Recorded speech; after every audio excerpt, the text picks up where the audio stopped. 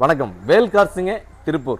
நம்ம இன்னைக்கு பார்க்க போகிற ஒரு கார் என்ன பார்த்தீங்கன்னா மகேந்திராவில் XUV 300ங்க W6 வேரியண்ட்டுங்க. 2013 மாடல் செகண்ட் ஓனர்ஷிப்பில் இருக்குங்க. இந்த கார் டீசல் வண்டி, 7 சீட்டர் வண்டிங்க.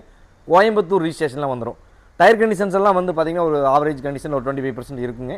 இந்த காரில் ஆக்சிடென்ட் ஹிஸ்ட்ரி அந்த மாதிரிலாம் எதுவுமே இருக்காது.